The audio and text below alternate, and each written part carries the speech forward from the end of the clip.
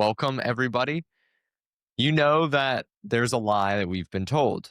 You've heard us mention what the false choice is, and the false choice that's been given to us about having to choose between success and our soul, or some people may say profit and purpose. There's this dichotomy that says, that's presented to us that's telling us we can't be ourselves in order to be successful. And now we're going to talk about that today because we believe that choice never existed, that you don't have to choose between growth and you don't have to choose between authenticity.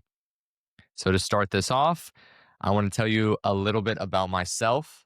You guys met me through the ads and some of the videos that you've seen, and then Al's going to tell you a little bit about himself. My name is Beckett Fusick. I am the founder of a company called Titan. We're a venture studio that's focused on helping businesses and leaders create companies and movements that are value centric. And we help them do that through creative relationship building and a lot of content creation, a lot of uh, relational operations. So we focus on helping people build the life that they want through the businesses that they want. And that has been largely influenced our philosophy by the man sitting over here that you've also seen in these ads, Mr. Al Killeen. So, Al, give a quick introduction about yourself before we jump into the video.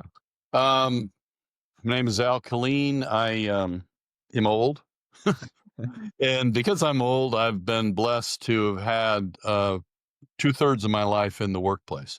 And I started like everybody did along the way. Did a lot of different roles in different industries. Mostly spent my time in the financial industry, mortgage lending.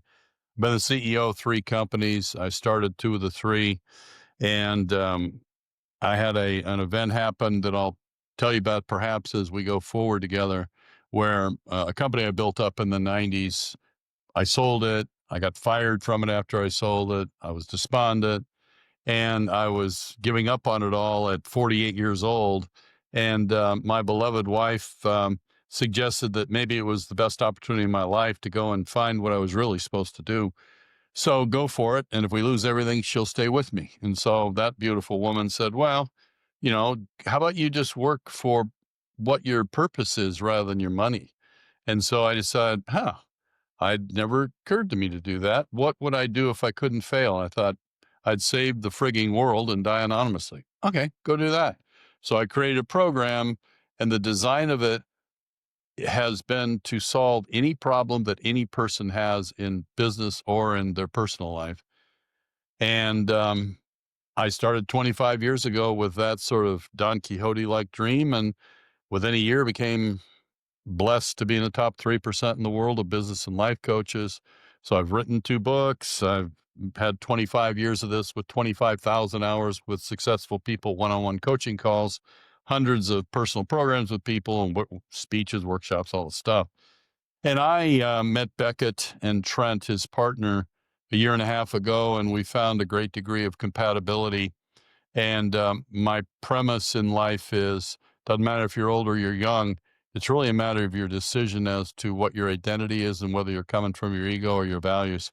And I'm here to represent the perspective that if you clarify what your values are and you personify those values, then magic will happen in your life and you're going to finally realize why you were here in the first place, which I think avoids you, it eludes you if you operate as an ego, which sadly most people do. That's a beautiful transition into where I want us to start today, Al. Right. There is a quote from a man named Khalil Gibran, and the quote is, "Work is love made visible." Work is love made visible. What does that mean to you when you hear that, Al? You're the one who introduced me to The Prophet, the book that comes from. Give us a little bit of perspective about that quote. Well, for a lot of people, surprisingly, haven't heard of the Prophet. It was written 100 years ago, so I understand why. But Khalil Gibran was a Lebanese poet that lived in America that wrote this book, and it's such a profound book, one of the 20th century's, I think, 20 top inspirational books. And it's a fiction, but it's got great knowledge in it, and on any topic you'd want to ask it about: love, marriage, children, whatever.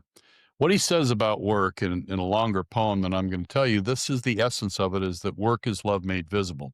And his message is that if you do your work with love and with caring and with all in, you get better everything, including better fulfillment in doing the work, regardless of whether it's running the country or you're sweeping streets. And I believe that it's absolutely true, but most of us, this is maybe also part of the false choice that Beckett's alluding to, is that we feel like at work we got to be serious, got to be focused, got to accomplish goals, we got to please the boss, and we lose ourselves in this outside the in expectation of others. And we lose our real power, which is to have passion and purpose. Like Peter Senge from the Sloan Business School at MIT elucidates so much. So when Khalil Gibran talks about work as love made visible, he's really giving us an invitation to bringing your whole self to whatever you do. And work isn't just to make money. It might be working on the lawn, but it is, don't mail it in and don't do it as some activity to please an outside agency or even your own need for economics, for money. Do it from a place of internal driven purpose that this is an expression onto the world of who you really are. And love is the highest way you can express your highest self to the world. Therefore, not only will the work go better, but you'll enjoy it more. What do you think, Beckett? I think it's beautifully said, and I like to look at work is made love work is love made visible through examples because like you said, it's not just your career work, it's not your professional work. It manifests in all areas of our life. So if there's somebody that you really care about, if it's your mom, your dad, your sister, your brother, your girlfriend, your boyfriend, your husband, your wife, your son, your daughter, whoever it is, think about somebody that you love deeply and that you want to do things for them in order for their life to be better or to show your love to them.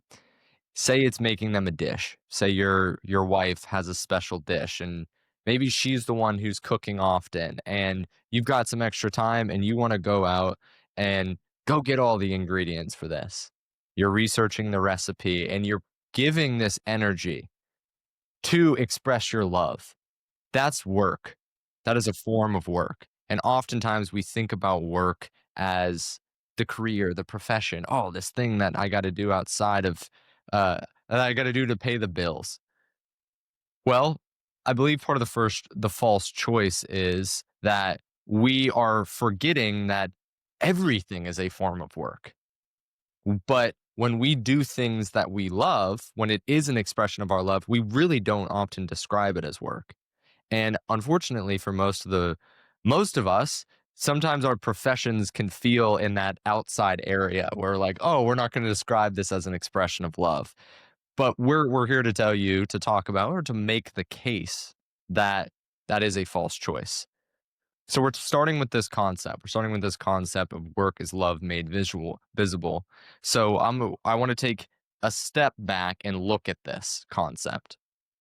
And I want to look at this concept through not just the lens of what it is or why you should believe us for it, but through an equation that Al has come up with through IMP. We're going to introduce a lot of concepts throughout this. We're going to talk about a lot of philosophical things.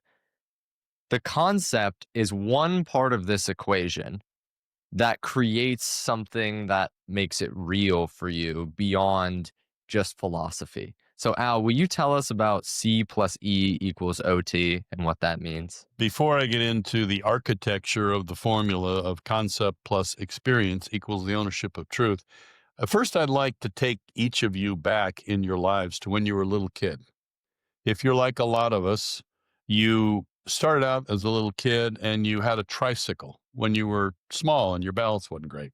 You get to 4, 5, 6 years old, and now your parents at Christmas or sometime, they roll out your first two-wheeler. Remember that?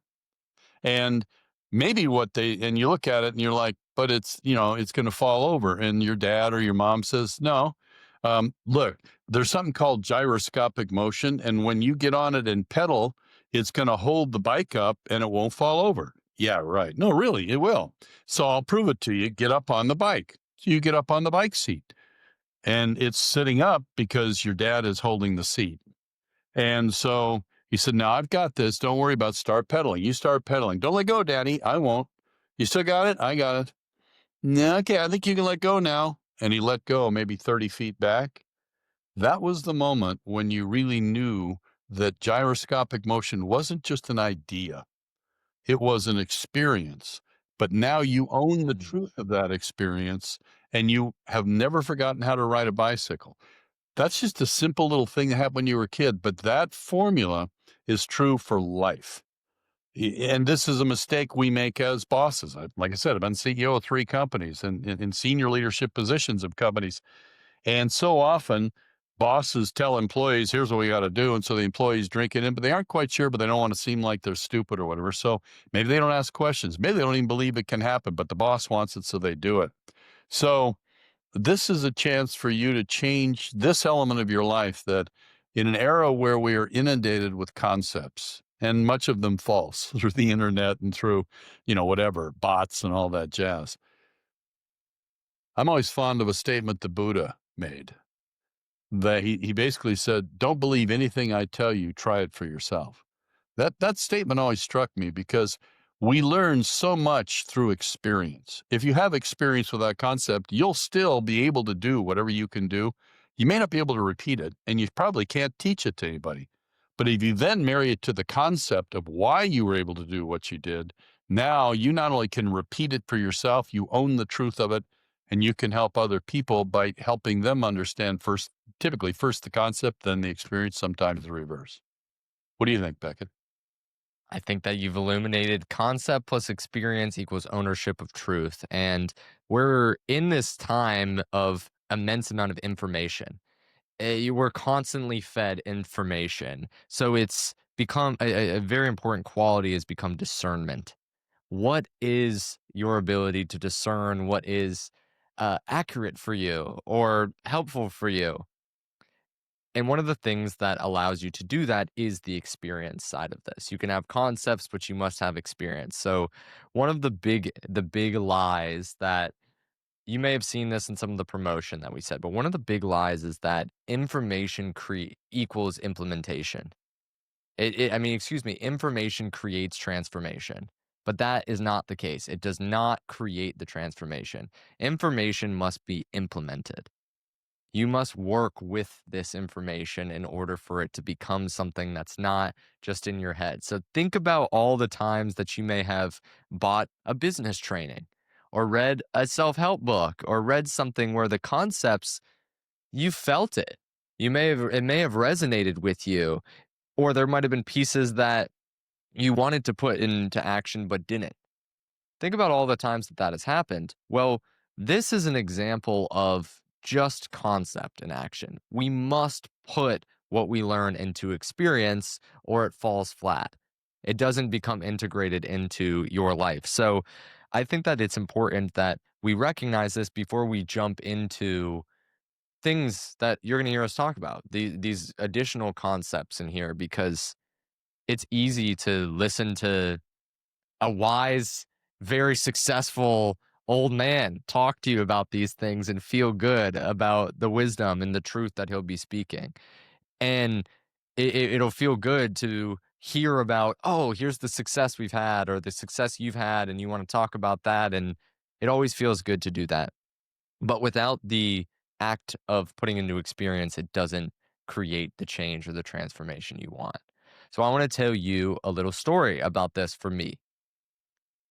When I went through the first step in my transformation to really truly living what I'm talking about now, it came at a point in my life when, from the outside, I had built up a life that was all looking externally successful.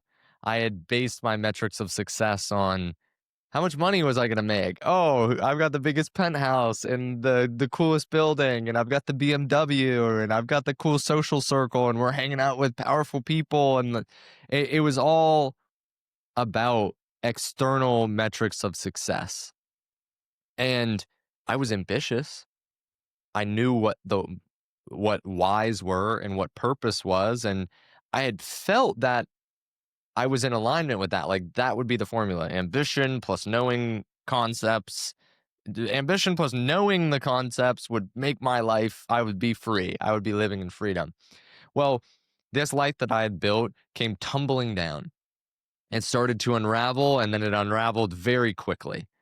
And I ended up in a position where I felt somewhat alone in this. I felt confused because I was like, how did I get to this point? I invested all this time, all this energy into building a life, all and working so hard just for it to crumble and fall apart and me be left in a position where I had lost so much money, I had lost so many relationships, I had essentially having to start from ground zero and reckon with mistakes that I had made. So I looked at myself and realized I really didn't know who I was. And that started with, and it came in a weird form. A friend of my mother's gave me a piece of paper, and at the top of that piece of paper it said values. And then there was 3 columns with words like integrity, honesty, freedom, adventure, brotherhood, family, community. All these words that they're meaningful words. We all probably hear that and are like, okay, these mean something to me or they mean something to somebody. They're used in uh they're used in a context that they hold weight, they have importance. I remember looking at this list and she said, I want you to define all of these. I want you to write down what each of these words mean to you. Not what you think they mean, not their definition, but what do they mean to you? And I looked at the list and I was like, I don't think I could do that. This seems very difficult because it's going to be important, difficult work for me to do. I'm going to have to define what honesty means, integrity, what family means to me, what community means to me.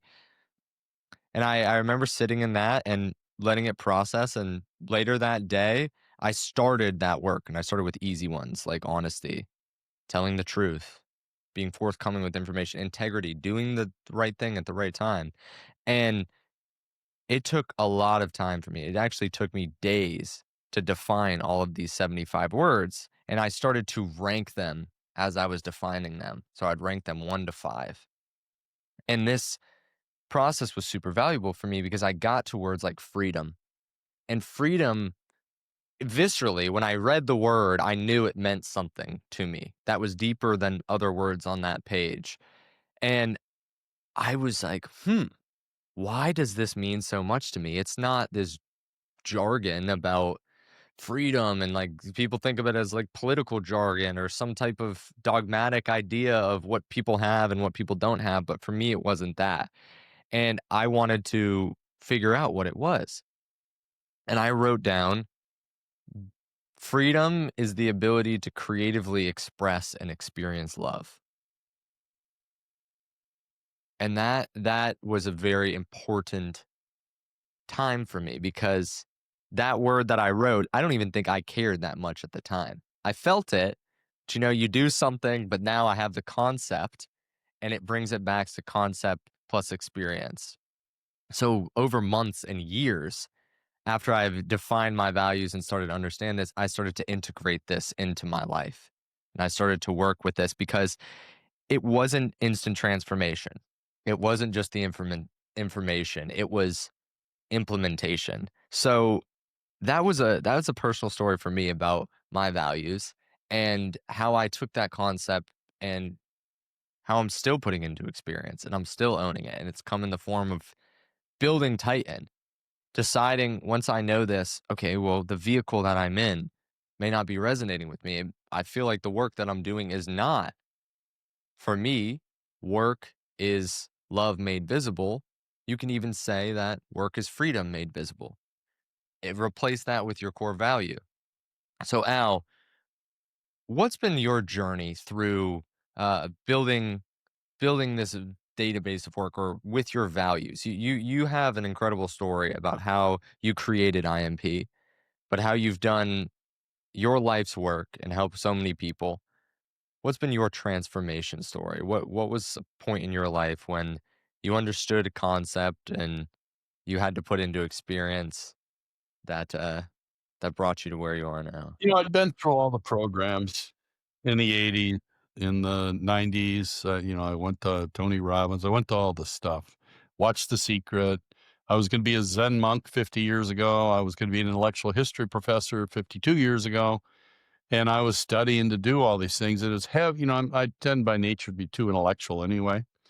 And I guess God, the source, Yahweh, karma, the universe, whatever you use for the term of the ultimate source, had different ideas for me. And so I had a very successful career for the first 25 years. I created a mortgage company, built it up, and sold it and all that. But when we sold that, actually, when we sold that company, and I was on a 3-year executive contract, and they fired me after a year, I felt like my life was over. I sat in the parking lot of my building in Louisville, Colorado, and felt like I'll be standing on a street corner with a "We'll run a company for food" sign. I'm a loser. I felt like the Wizard of Oz. You ever feel like that? I felt like I'd been found out. The curtain got ripped back and people saw the emperor has no clothes. I thought I'd do the right thing. And home told my wife of 22 years, "You married a loser. You need to divorce me. We're going to give you all the money, take the boys, go find a winner. I love you and you deserve a winner." And she said, "No." She said, "What if this is your moment? What if you've worked the first 22 years to be responsible and make money? Now I want you to work for your heart." And so I thought, well, what would I do if I couldn't fail? And I thought I would save the frigging world and die anonymously. You wouldn't know what to do with it. So I created this program that I thought was complete. The C part is the 2 days people spend with me to go through it. The E part is the coaching afterwards to implement the information from the 2 days. And it's transformed hundreds and hundreds of lives and companies. Just this work has have written books from it and all the rest of it. So I created a personalized vision.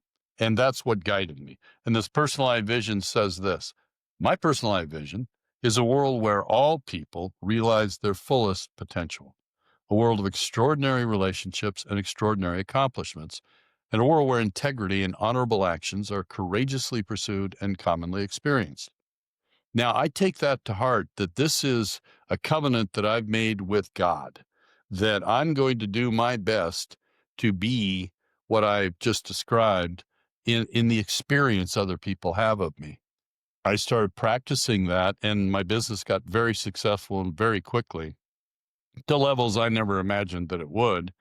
And then in '07, we went through a traumatic experience as a family where my older son had a girl break up with him and was heartbroken and all. So he basically was suicidal. I won't bore you with the story. It's an intense story, but I overheard him planning a suicide. And I had to look at that personalized vision to save his life instead of my own ego tendencies, which would have been a different answer. And it saved his life, had him quit drinking and go on to create Liquid IV, which a lot of people know what that is. So he's now happy, married, has a child, he's successful. And that was the experience of realizing this is more than just words. This is an invitation from the universe, from God, from Christ, from the source, whatever your access point to the macro entity is. This is an invitation for your deepest self to come forth. I personally believe it's why you were here.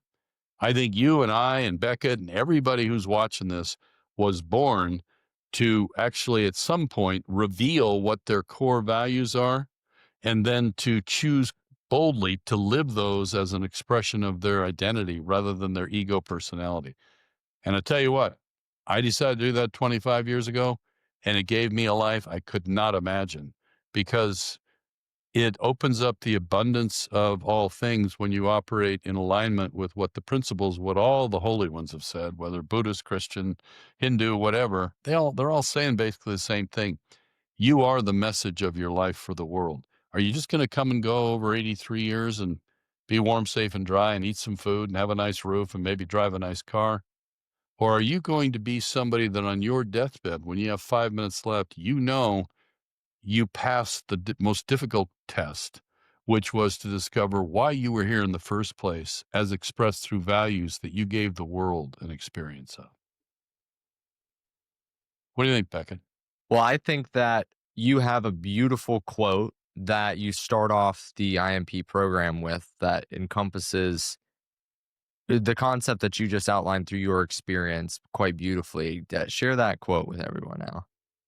Every time I start a program with an individual or an executive team or a group of 50 people, or I do a speech or a workshop, I try to start with this quote because it puts me and my collaborators, which is what I think of as the people I'm with, in the right space. And it says this: Success is obtainable through mere personal effort. Significance, however, requires great personal purpose. Success doesn't always realize significance, but significance always realizes success.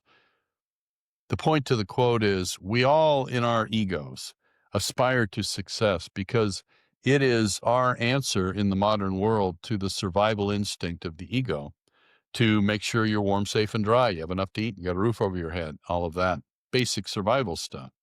And so we think of success as a measure of how safe we are, really.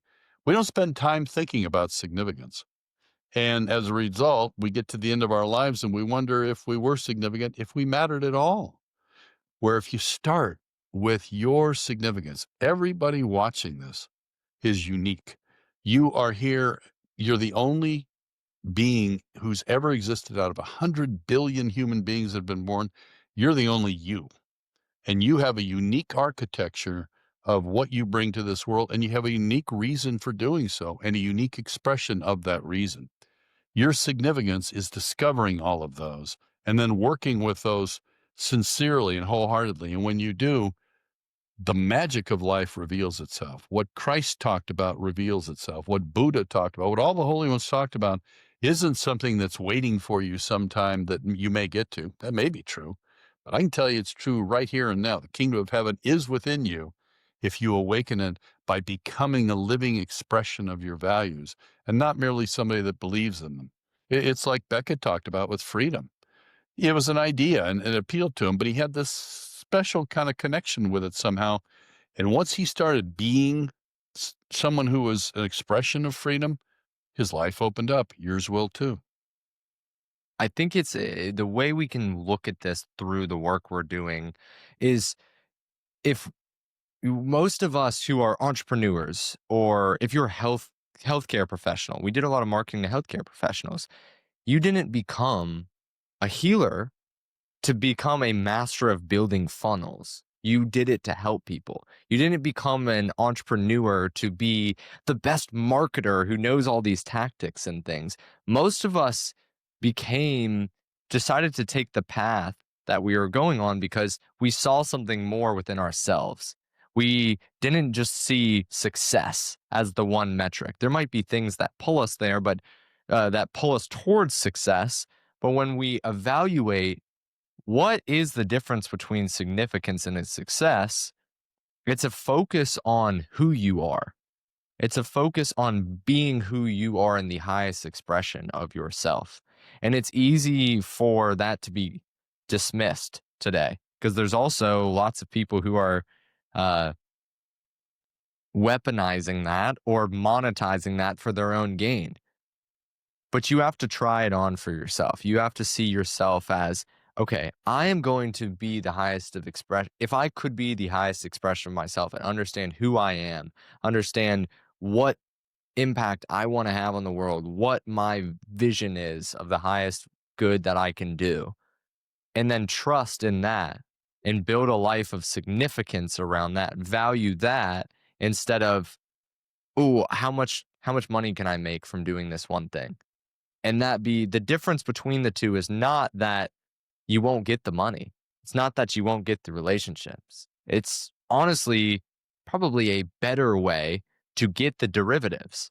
If your primary is to, for example, with Al, save the world and die anonymously, Al is committed and dedicated to saving the world and helping people every day. And that's the primary. The derivative of money and because there's such a value exchange, the derivative of money is often more abundant in focusing on that primary than it would be to say, I want to make $1 million. I want to make $1 million. I want to make $1 million. If you focus on that, then you're not focused on the value of it. So it's a good example because when we are shifting from significance to success, this is where we're shifting outside of the false choice. And I like to look at it, I like to look at it as extraction versus giving. So if we're to look at what the word extraction means to make less of something. You could think of it like somebody who runs an oil rig, for example. They go and they frack the earth. there's so much friction. There's so much resistance in that. It's so painful for the earth. It's extremely difficult. These things are actively trying to fight against you because essentially what this is it's a form of extraction. It's a form of just taking without creating at all. So in your life, when somebody treats you in a way where all they're trying to do is take value from you instead of creating value for you, you're being extracted from, and we feel this, and we really don't like it. It's like somebody trying to steal from you. Immediately, if you notice somebody trying to steal from you, what happens? You're like, "Whoa, what's going on?" You're fighting back. There's resistance. And in the scuffle of fighting over whatever you're getting stole from you, maybe you retain it, but you've broken an arm or you got stabbed. Or maybe you retained it, but the thing broke. It was your phone. It fell on the ground and then it broke and they didn't take it. Or the person took it and they got punched and beat up. The fight that occurs from extraction is an example of only focusing on success. You're fighting against the world. You're creating things just through force. But one of the concepts that personally changed my life is the idea that giving creates more, which sits on the other side of this. Is that when you give, what you are giving will always create more of it. So if you give generously, if you give love generously, it creates more of that love. If you give negativity or if you give shame, if you're constantly criticizing people and trying to make them feel that way, you can look at it in your business, you can look in your relationships in your life, it will create more of that. People will be walk on eggshells around you a little bit more. And then when they have the opportunity, they'll be more critical of you. Giving always creates more. So if you're giving to your clients, to your collaborators, to your friends, to your family in a way that is the highest expression of your values into yourself, it will create more of that. And that creates a sense of abundance too. So there's a clear distinction between these two areas where extraction, you're not creating value, you're just taking value. And giving is all about giving to others. It's all about giving the things that you want to see more of in the world. And that's why the principle works. That's why the success comes through significance because it is creating more of what you want. And if you want that and you give it, it creates more of it. So an example of this that I could give you examples of this for myself, but Al, you've worked with thousands of leaders, thousands of entrepreneurs who have been through a shift like this in their life, and you're also somebody uh, who's been through a shift like this. What examples could you give that illuminate this idea, this concept? But I tell you, one of the most powerful things that I could put on the table is I asked, I'm celebrating the 25th anniversary of integrated mastery programs and having a retreat for some folks that are coming, and we're going to have this great time together. And it's a celebration of something I don't think of as mine. I think it's something I've been allowed to be a vehicle for. I think it's above my pay grade as to what it's giving to the world. So I asked ChatGPT, how many, if you look at all the psychiatrists, psychologists, trainers, consultants, coaches, how many of those in America and in the world have done it for 25 years and had 25,000 hours of one-on-one conversations with clients? Turns out that and specifically focused on business excellence and spiritual development and personal excellence. It turns out there's somewhere between 500 and 1,000 people is all that have had the blessing of the experience that I've had of the database that I've gotten to experience of 25,000 hours of deep personal conversations with successful people. You know what the biggest surprise is? Success and wealth has zero equation with happiness. I mean, you hear that. You hear that. You get all the political things of, beat down the rich people and all that. And that's all going on in that atmosphere.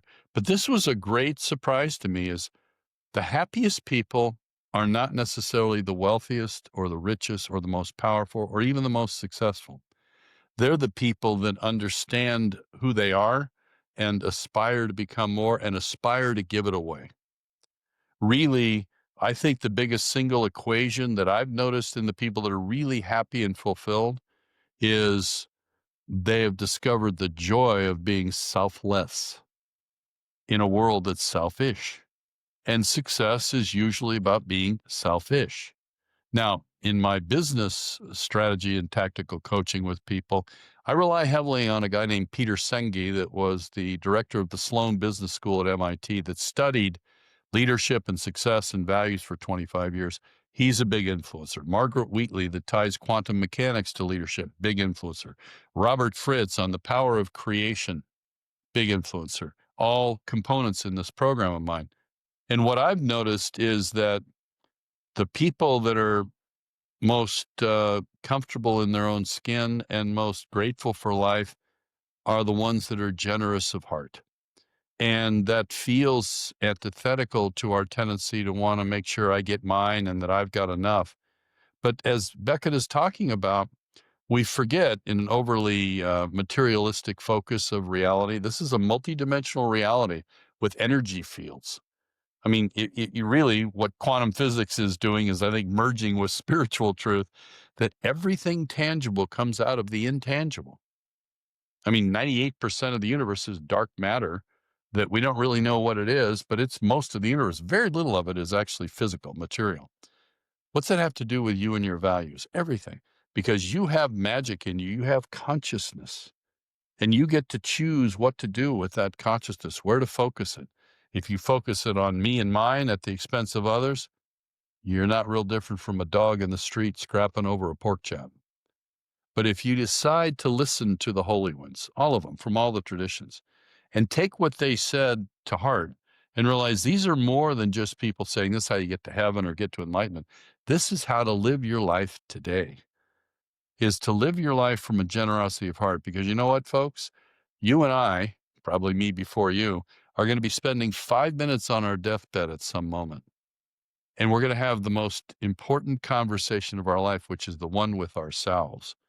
And it's going to be around, did I take advantage of this incredible opportunity of life to do all I could do, be all I could be, and give all I could give, and leave something that impacts the world positively? We all want that. How many of us are going to be laying on that deathbed and realize in some level of horror, the cars don't matter, the multiple marriages don't matter, the houses don't matter, the huge bank account doesn't matter, the $10 million in crypto doesn't matter. What matters is, did I make a difference in the world? To answer that question in the affirmative so that you can transition to whatever's next from here, you're going to need to do the work now. And if you learn how to do the work, the case for doing the work, and then enjoy the work, life is no longer an exercise in strategic and tactical problem solving. It's an exercise in being a message onto the world that life can be trusted rather than distrusted. Beautifully said. I'll give two examples of what this has looked like for me personally. Because and then we'll kind of wrap up this first video here because we've talked about a lot of concepts. We'll recap those and then we'll talk about episode 2 a little bit. But before we get to that, I don't want this to all be conceptual on the business side. I'm a young guy here. I'm some young guy who's talking to you about concepts and philosophy. It's very easy for people, including myself, when young people do it to me, to dismiss that. Because what experience could I have? I'll try to share you a little bit about this. I am an entrepreneur and I was building digital marketing agencies since I was young, since I was 16 years old. Started with web design, went to social media marketing, went to local businesses, had some success doing that some monetary success, working super hard, grind for years and years and years. Well, when I started to, we were building a company called Audience Generator.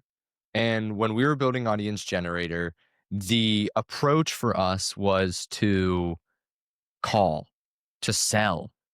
Hey, we're going wide. We're going as wide as we can. Sell, market, sell, content, shorts. Like you guys might have seen some of the shorts that we've done through our social media. We still do produce it, but it was all about going wide. was like, all right, we need to go kill the next animal for hunting, using a hunting analogy. We need to go find the next client. It's all about acquisition. And that acquisition is forceful. And it's not that acquisition is inherently bad. It's a good practice to do in your business. But what shifted for us when we started to focus on technology being an amplification of these values, allowing social media to be an amplification of this, allowing our emails, allowing our phone calls, allowing our systems, our content creation systems to be an amplification of the values that we have, creating environments where people could pursue truth and find freedom through that. When we were amplifying that and living with a philosophy of giving is always going to create more, we haven't had to go out and market, sell aggressively, cold call, build lists, and do all of this in well over a year now. And it's been through referrals. It's been through value creation. It's been through, this is going to sound funny, but it's been through trusting something more. And I say it's going to sound funny because it's so antithetical to what the gurus online are saying or what you're constantly trying to be told. It's that false choice. It's that you constantly are having to go out and acquire, become a better marketer, become a better funnel builder, become an influencer in order to be successful. Those are all things that you can integrate with. You can be a better marketer. You can be somebody who's a content creator. You can build funnels. But the primary, the underneath of all of these is, who are you? What are you building? What is significance? What are your values? And then each of those things become an amplifier for that. So technology as an amplifier is a big part of what we'll be talking about in the next video, and part of the thing that is why we're creating these videos and creating the world and environments that we are, because we want people to realize how much power that we have as human beings today, how much leverage we have, where if we are giving it the inputs that are allowing you to be more of you and is based on your values, it will amplify that. AI interacted with as, you do these things, you do these things, it's exactly in these parameters, it must function in this way, creates more of that. But AI integrated with as a cognitive multiplier that allows you to comes to a synthesis where your consciousness and this artificial intelligence, or you could call it electronic intelligence, those two forces together become a multiplier. They become an amplifier of the impact that you can have with it. So I give those two examples of, one, we've become more successful, we've made more money, we've had more fun doing it too, through choosing our values, as example number one. And then number two, the technology as an amplifier is because once you have this foundation in place, you're always working on it, you're always thinking about it, you're always building from it and adjusting it to be resonating in the time that you're in. You have the secret sauce that will allow technology to amplify for you. Your organization, Titan, is a different organization than the one I met a year and a half ago when you came through IMP program. And that's why you're the only organization I refer. And I get a lot of clients that ask me, I need help when it comes to technology, social media, expanding my message and all. You're the only company I recommend. And the reason I do is because of the authenticity that you and Trent and Holden bring to your clients, that it isn't just a transactional, it's not Lucy in the Chocolate Factory. It's not widgets going through a factory. I never got a sense as a client, and none of your clients get a sense that you're really just putting them through some formula. You're moving cars down the line so you can get as many Model Ts out the door at once. It's like you're custom building Rolls Royces in the way you interface with clients. The sincerity, the personalization is a secret sauce in today's world because everything out there is modeled after quantitative growth, not qualitative growth. And qualitative growth leads to quantitative growth on a leverage basis with far more impact because you understand something that seemingly a lot of people don't in your field, which is how many consumers are feeling lost and alienated and isolated as a result of being depersonalized in the approach that technology takes to them. Titan doesn't do that. I don't do that. That's why I'm in the top 3% in the world. I don't do any, I've never done any market at all in 25 years. It's just awareness that there's some entities out there that will actually care about you personally and not just try to put you through a formula. So I just wanted to acknowledge that the changes you've made in what you are about, and you were that way before, but now you know how to be that way formally and help other people be that way. Anybody watching this can do this. You just have to put yourself in the position of whoever it is your client is and ask yourself how you'd be on the other end of it.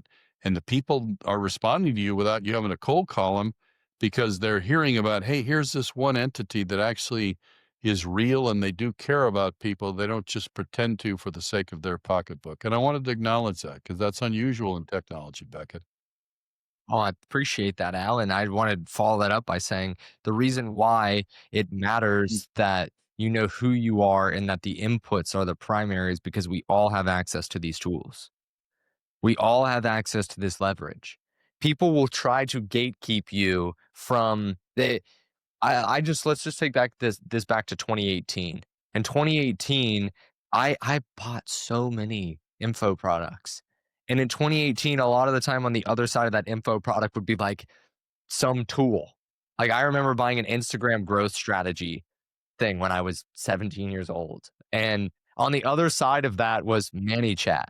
ManyChat was a tool in order to automate likes and follows at the time and automate messages.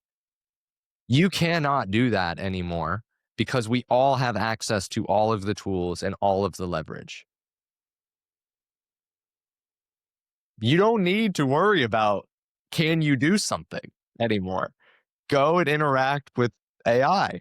Go and interact through social media. You can literally reach millions of people, potentially billions of people for $0. That's never, ever, ever been possible. And now you can automate a lot of the organization around that too with AI, with tools, with things like Notion and all this stuff. We have so much leverage, we have so much access. And that's why understanding who you are and your consciousness so you can give the right input so it amplifies that is the most important thing that you can do. It's the highest leverage thing that you can do. We're going to talk about that specifically and how we approach doing that in this next video. We're going to talk about the four different uh, components, I guess you could say. They've been called pillars, the four different pillars of how we approach designing a system, of how we approach designing your life and your business. We're looking at your consciousness, who you are, your personal life vision, your values. And then we're looking at your vehicle, the expression. How are you expressing? How are you being that personalized vision in the world? What is the thing that is carrying your values and creating that impact? We'll talk about macro and micro value propositions. And then we're going to talk about that technology. We're going to talk about the interface. What is the interface that is you're interacting with that's delivering this to the world, driving that vehicle? And then we're going to talk about the systems. We're going to talk about the integration because it's very easy to understand these things, but integrating this into systems and formats so every touch point includes this. So if you have a team, if you have family members, so it's not just being like, oh, wow, I understood this concept, I put it into experience, and then 90 days down the line, it's gone. We'll talk about that. Well, we'll talk about those in the next video here, but I want to recap today uh, the concepts that we hit today. We talked about the false choice, people saying you need to choose success or your soul. We talked about C plus E equals OT, concept plus experience equals ownership of truth. We talked about giving creates more. We talked about technology as an amplifier. We talked about your values work, and uh, we talked about the extraction versus giving principle. All of those things that we said, all of those concepts are going to be sent to you in an email after this, so you can work with them, and they don't just remain conceptual.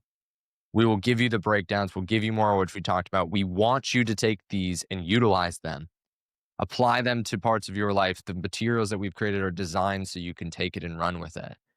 So when you come tomorrow, you'll already have those tools. You can work with them overnight. And when you come tomorrow, we're going to talk about the four pillars. We're going to talk about something that's more about implementation and how this is structured to be able to implement it in your life. So thank you for everyone who stayed, is here watching this video. We're excited to be on this journey with you.